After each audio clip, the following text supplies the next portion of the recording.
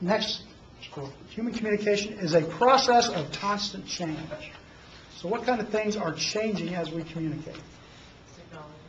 Technology, right? The different channels of communication. My goodness, 30 years ago, we had hardly any ways to communicate, right? Telephone, telegraph. And there weren't very many ways to communicate. If you wanted to communicate with somebody in another country, you'd have to spend a fortune on a long-distance telephone or write them a letter. 100 years ago, you pretty much had to just write them a letter, and it would take sometimes months for it to get there. Nowadays, you can communicate instantly with people from around the world. It's really, the technology has shrunk the world. So definitely the way we communicate has changed a lot, and the world has changed a lot as a result of the communication that we have. What about the language? Has our language evolved and changed over the years? How many of you have ever read Shakespeare or seen a Shakespeare play? Has the language changed any in the last 750 or so years since Shakespeare? I kind of wish that language was still. You like that, huh? Yeah. You know what? I really do too. But I mean, I enjoy Shakespeare. I think that, and I really like Mel Gibson, Hamlet. The movie was excellent, and I never really thought about it or paid much attention to it until I took this drama class in college. We had to watch all these Shakespeare plays and read all this Shakespeare stuff. And what I found was if I read it first a couple of times and then watched it, I could actually understand what they were doing and talking about. But if you just watch it and listen to it, like a movie, Mel Gibson or something, can you understand what they're saying? A lot of it gets lost, doesn't it? Because the language has changed so much. So we know the technology has changed and the channels have changed. We know the language has changed. A lot of things have changed. But what about you personally? Do you change as a result of communication? Yeah, because you're learning different things. Okay, so you're learning different things, so you're growing and spreading. Like calculating, for instance, you're learning. Let me pick on you three. So Tommy, Gary, and what's your name? John. John? Let's say that we're all in third grade, and it's recess time, and we go outside to play soccer during recess. And Tanya and Gary are our team captains, and we all get picked for a side, except John. And John stand over there like this. And Gary tells Tanya, "You can have John."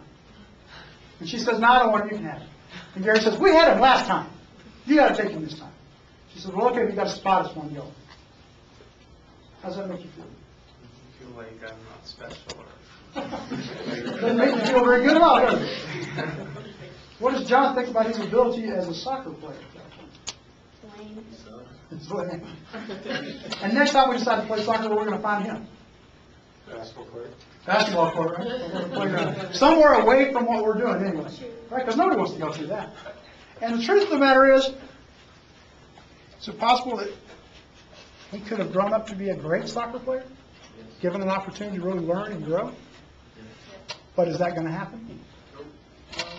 May never find out, right? May never know.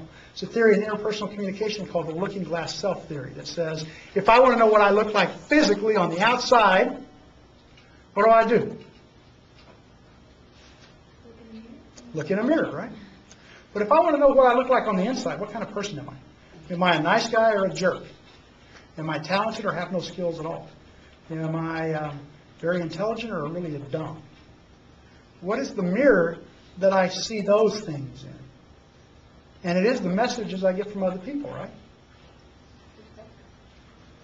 That's that looking glass self, where I see myself in that reflection of the messages other people send me. Which is why we all dress a certain way, behave a certain way. We all try to manipulate those messages, right? Because we all want to get positive messages.